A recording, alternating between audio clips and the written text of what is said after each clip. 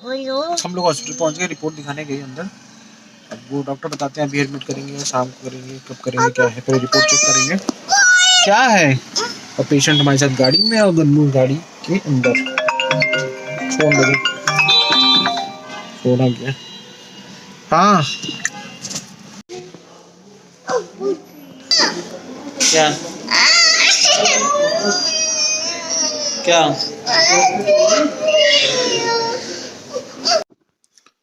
Hello नमस्ते, आप सब लोग कैसे हैं? आई होप सब लोग अच्छे होंगे। मैं एक बस आप लोगों को अपडेट देने आया था। 2-3 दिन से मैं ब्लॉग भी नहीं डाल पाया था। उसका कारण आप लोगों ने देखा होगा मेन चैनल पे कि मैं गया हुआ था बाहर। हम लोग लखीमपुर गए हुए थे, इनकी मौसी आई थी उनको लेके। और उसके बाद उनको वहाँ से फिर ये हुआ कि नानी का इनके ऑपरेशन कराना है। कि जैसे आपको पता होगा इनके नानी को 2 साल पहले स्टोन निकला था गॉल ब्लैडर में। तो वो फिर उसके बाद कोरोना आ गया। कोरोना से टल रहा था वो धीरे धीरे करके, क्योंकि उसमें ऑपरेशन हो नहीं पाया था, कुछ दिक्कतें थी। तो डॉक्टर ने बोला था कुछ दिन दवा चलेगी, उसके बाद ऑपरेशन होगा। उसके बाद फिर कोरोना आ गया, तो ये करते करते फिर ये लगभग 1.5 साल खिंच गया। तो अभी फिर हम लोग इस बार ले आए थे, और आप लोगों ने देखा होगा मेन चैनल पे ब्लॉग में। तो आज सुबह हम उनको लेके गए हम लोग हॉस्पिटल। सारी जांच वाच कल करा चुके थे। तो आज ज़्यादा कुछ जांच नहीं होनी थी। डॉक्टर ने सारी रिपोर्ट्स चेक करी और फिर उन्होंने एडमिट किया। और फिर उनके पास टाइम भी था, तो उन्होंने बोला आज ही ऑपरेशन कर देते हैं, कोई दिक्कत नहीं है। तो उनका लेजर ऑपरेशन होना था, इसलिए हम लोग भी इतनी टेंशन नहीं थी, तो किसी को हम लोग बुलाए भी नहीं। हम ही रुचि थे दोनों लोग, और गन्नू था, मतलब हम लोग थे तो गन्नू भी था साथ में। और कोई था नहीं, क्योंकि वहाँ से दिक्कत हो रही थी। और उनके पापा को कुत्ते ने काटा है, आप लोगों ने देखा होगा, कुत्ते ने काट लिया है। तो वो उस चक्कर में उनके पैर में स्वेलिंग आ गई, तो वो भी नहीं आ पाए थे। तो ये था कि बहुत ज़्यादा मेजर ऑपरेशन होना नहीं है, लेजर ऑपरेशन होगा, कोई दिक्कत नहीं, हम 2 लोग संभाल लेंगे। तो हम लोग हॉस्पिटल ले गए और उनको एडमिट किया। सब कुछ अच्छा था, डॉक्टर ने रिपोर्ट सारी चेक करी, सब वो भी सब कुछ अच्छा था। फिर उनको एडमिट किया। एडमिट करने के बाद फिर वो ऑपरेशन की तैयारी और ये सब, इन सब में वो 2-3 घंटे हुए। उसके बाद शाम का उनका टाइम लगा था 5:30 बजे से 6 बजे के बीच में। उसके बाद उन्होंने 6 बजे ले गए उनको ऑपरेशन थिएटर में ऑपरेशन के लिए। लेकिन लेजर ऑपरेशन था, लेकिन इतना लंबा चलता नहीं, उनका बहुत लंबा ऑपरेशन चला। हम लोग वेट करते रहे, वेट करते रहे, वेट करते रहे, 2-2.5 घंटा लग गया। तो बार बार ऊपर जाते थे, नहीं पेशेंट अभी चल रहा है, अभी चल रहा है, चल रहा है। फिर ऊपर से उन्होंने बताया कि ऑपरेशन हो गया, उनको आईसीयू में शिफ्ट किया गया।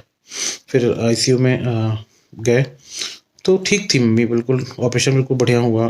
डॉक्टर ने स्टोन निकाल के दिए, और इतने सारे स्टोन, मतलब ये कहने का था 2 mm 3 mm के स्टोन, लेकिन इतने सारे गुच्छे भर के, वो बड़े स्टोन भी थे। पूरी एक शीशी भर के उन्होंने स्टोन दी, मतलब 15-20 स्टोन होंगे कम से कम। छोटे छोटे छोटे हो सकते, ज़्यादा ही हों।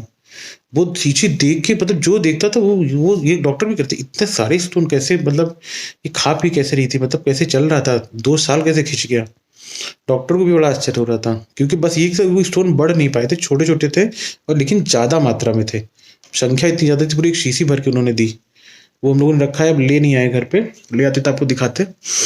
तो तब भी ठीक था, डॉक्टर ने वो दिया हमको। और जो वो क्या बोलते हैं उसको, पित्त की थैली वो निकाली थी, तो उसको जांच के लिए भेजा। वो एक फॉर्मेलिटी होती है जांच के लिए कि उसको बायोप्सी कराने के लिए।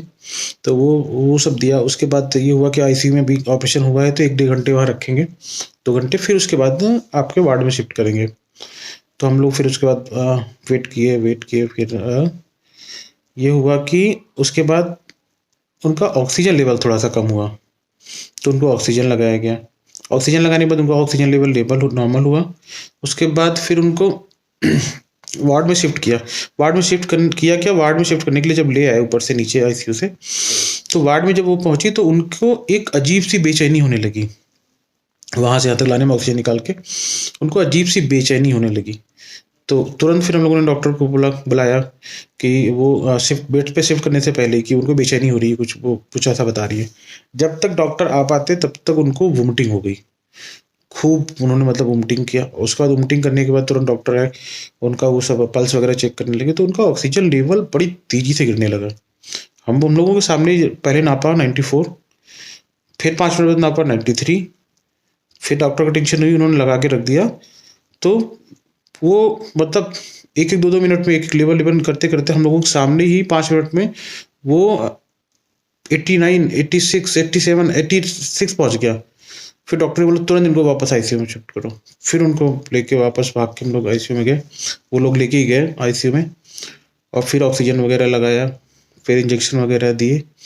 तो हम लोगों ने भी डॉक्टर से पूछा कि ऐसा क्यों हुआ भाई इनके साथ, ये प्रॉब्लम की। तो डॉक्टर ने बताया कि देखिए इस ऑपरेशन में क्या होता है, एनेस्थीसिया जब दी जाती है, एनेस्थीसिया जब बंदा होश में आता है, आने लगता है, तो धीरे धीरे किसी किसी को, ये मैक्सिमम लोगों को प्रॉब्लम होती है वोमिटिंग आने की, इसीलिए पेट खाली पेट रखा जाता है। तो इनका तो वो उल्टी होना कोई मतलब मेजर इशू नहीं है, नॉर्मल है उल्टी हो जाना। लेकिन हम लोगों ने कहा उल्टी होना नॉर्मल बात नहीं, ऑक्सीजन लेवल कैसे कम हो गया। फिर वो टेंशन हुई, तो फिर डॉक्टर ने कहा देखिए कोई घबराने की बात नहीं, ऑपरेशन हुआ है, और एज इनकी थोड़ी ज़्यादा हो गई है। 2 साल पहले ऑपरेशन कराते तो शायद इतनी नहीं होती, हर साल, क्योंकि भाई एज तो बढ़ी रही है और शरीर धीरे धीरे ढल रहा है। तो फिर यही हुआ कि नहीं, अब इनको 12 घंटे 24 घंटे हम आईसीयू में ही 12 घंटा रख के अभी देखेंगे रात भर। तो उनको वापस आईसीयू में शिफ्ट कर दिया। फिर हम लोगों ने वेट किया। फिर डॉक्टर ने 1 घंटे बाद बोला नहीं अभी वो उनकी कंडीशन ठीक है, कोई दिक्कत नहीं है। वो घबरा गई थी, इसलिए उनका ऑक्सीजन लेवल तेजी से गिरा था, और एकाएक वोमिटिंग हो गई।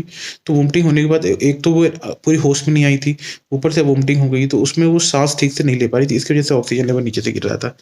तो अब 1 घंटे बाद उन्होंने चेक किया, तो फिर हम लोग जाके बात बात किए, तो ठीक, मतलब बात बात भी कर रही थी, ठीक था। लेकिन अभी भी ये है कि भाई ऑपरेशन होने के बाद ये सब हम लोगों ने जब देखा, मतलब हम ऑपरेशन होके आ गई, डॉक्टर ने बोला सब कुछ ठीक है, निकाल दिया, ऑपरेशन सफल हुआ, सब कुछ बढ़िया हुआ, हम लोग खुश हुए, चलो ठीक है, चलो जो कुछ था अब ठीक होगा, जल्दी से ठीक हो जाएंगे। लेकिन फिर ये सब जब कंडीशन हो गया, तो फिर मन में डर सा हो गया हम लोगों के। फिर समझ में नहीं आ रहा था, और फिर डॉक्टर ने 1 घंटे बाद बोला इस चीज़ से कि हाँ अब ठीक है, अब कोई दिक्कत नहीं है। तब ये हो कि अब गन्नू को यहाँ हॉस्पिटल में भाई रात भर नहीं छोड़ सकते, गन्नू को घर ले जाना पड़ेगा। तो फिर ये डिसीजन हुआ कि भाई अब मम्मी के पास कुछ लेडीज को रहना, हम ही 2 लोग में से कोई ज़रूरत पड़ी, तो फिर उनको हमने रुचि को वहाँ पे गन्नू की मम्मी को छोड़ा हॉस्पिटल में, और हम गन्नू को लेके आए। अभी रात के बज रहे हैं 11। अभी हम आए, सबसे पहले गन्नू को दवा पिलाई और उसको दूध पिला के सुला दिया, क्योंकि आजकल उसके टाइमिंग जो हम लोगों ने बना रखी है वो रात के 10 बजे की बनाई है कि 10 बजे तक उसको सो जाना है। तो आज लेकिन हॉस्पिटल के चक्कर में, और हॉस्पिटल में भी बच्चा है, छूट रहा है, चीज़ों को छू रहा है, खेल रहा है, तो उसको रोकने के लिए फिर मोबाइल देना, लेकिन मोबाइल ज़्यादा देर दे नहीं सकते, तो बेचारा, लेकिन आज काफ़ी दिनों बाद, आज काफ़ी टाइम तक मोबाइल उन्होंने देखा। मजबूरी थी हम लोगों की, क्योंकि जैसे मोबाइल फिर रखवा देते थे, फिर वो टहल कहीं बच्चों का आवाज़ सुन जाता तो वहाँ भाग के वार्ड हो जाता था, बच्चों के मतलब बच्चों के पास ये करना वो करना, चीज़ों को छूना। डॉक्टर आते उनके पास जाके देखा इंजेक्शन लगा रहे हैं, किसी पेशेंट को चेक करी, वहाँ जाके परेशान। मतलब बच्चा है भाई, उसको चीज़ें देखता है, वीडियो में सारी चीज़ देखा है, उसको पता है डॉक्टर लगना है, सुई लगनी है, ये करना है। अपने भी डॉक्टर के जाके अंगूठा दिखा रहे हैं कि मुझे चोट लगी है, मुझे मेरे भी इलाज कीजिए। बच्चा है, बच्चे के हिसाब से कर रहा था। लेकिन फिर ये हम लोगों ने कहा कि देखो अब वो रात भर रखेंगे मम्मी को आईसीयू में, तो आईसीयू में वैसे ही किसी को रुकने नहीं देते हैं। तो फिर ये हुआ कि मैं गन्नू को घर ही ले जाता हूँ, और जैसे भी अगर कोई ज़रूरत पड़ती है तो तुरंत फ़ोन करना, मैं गन्नू को वापस गाड़ी में लेके वापस आ जाऊँगा, क्योंकि ज़्यादा दूर है नहीं हॉस्पिटल, 10 मिनट ही लगेगा, मैं फटाक से आ जाऊँगा। गोमती नगर में ही हॉस्पिटल है, अच्छा हॉस्पिटल है। तो फिर यही डिसाइड लिया कि आप यहाँ पे रुको, और कोई ज़रूरत होती है, वैसे अब रात में कोई ज़रूरत पड़ेगी नहीं, कोई ज़रूरत होती है तो आप तुरंत फ़ोन करना, हम गन्नू को सुला देते हैं घर पे ले जाके, क्योंकि उसको रेस्ट करना बहुत ज़रूरी है, क्योंकि सुबह 7 ही हम लोगों के साथ उठ गया था, और तब साथ ही हॉस्पिटल में बेचारा तब से लगा पड़ा था। घर पे होता है खेलना, आराम करना, बुक कर लेके पढ़ाई करना, अब उसका रूटीन के हिसाब से होता है। लेकिन वहाँ तो सब चीज़ें हॉस्पिटल के हिसाब से, इस चीज़ को छूना मत, ये मत करना, यहाँ बैठो, ये करो, तो बाउंडेशन में बंधा हुआ था, इसलिए वो थक भी गया था बहुत। घर जैसे आया उसको दवा पिलाया, दूध पिलाए, वो अपने आप ही पापा बेडरूम में चलो गया, और पकड़ के पहले मतलब मुझे लिटाया और पकड़ के सो गया। वो सो गया, तब मैं उठ के आया हूँ, उसके कपड़े पे चेंज करा के उसको सुला के। मैं कहा आप लोगों को बता देता हूँ, क्योंकि आप लोगों की दुआओं की बहुत ज़रूरत है, आप लोगों की दुआ बहुत असर करती है, हम लोग गन्नू के टाइम से देखते हुए आ रहे हैं।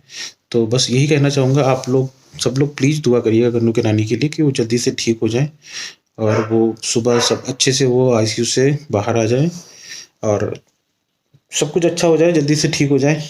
आप लोग प्लीज़ दुआ करिएगा, आप लोगों की दुआ में बहुत ताकत है। तो बस मैंने सोचा आपको लोगों को छोटी सी अपडेट दे दूँ। क्योंकि काफ़ी लोगों ने ब्लॉग देखा होगा, मेन चैनल पे उन्होंने डाला था रुचि ने, तो काफ़ी सारे उस पे कमेंट भी आ रहे थे, अभी क्या हुआ, ऑपरेशन हो गया नहीं हुआ, कैसी हैं कन्नू की नानी और मम्मी कैसी हैं। तो फिर मैंने कहा आपको बता देता हूँ, और प्लीज़ लेकिन आप लोग दुआ ज़रूर करिएगा, उनके लिए प्रेयर करिएगा कि जल्दी से ठीक हो जाएँ, क्योंकि आप लोगों की दुआओं में बहुत असर है और बहुत मैजिक होता है, मैंने देखा है। हर बार आप लोग इतना प्यार देते हो गन्नू को जब भी कुछ होता है, तो आप लोगों की दुआओं का असर होता है कि कुछ होता नहीं और आप लोग सब कुशल वापस आ जाते हैं। तो इस बार भी है कि मैं आप लोगों से वो करता हूँ कि प्लीज़ आप लोग दुआ करिएगा गन्नू की नानी के लिए, जल्दी से ठीक होके आ जाए। और जैसा भी होता है फिर सुबह मैं आप लोगों को अपडेट दूँगा, अभी वो कैसी क्या कंडीशन है। तो अभी मैंने सोचा रात में आप लोगों को छोटा-सा अपडेट दे दूँ। रात काफ़ी हो गई है, 11 बजे तो मैं आया ही था, लगता है 11:30 पौने 12 हो रहा होगा। सोता हूँ, लेकिन आप लोग दुआ करना मत भूलिएगा। मैं मिलता हूँ कल। Thank you so much.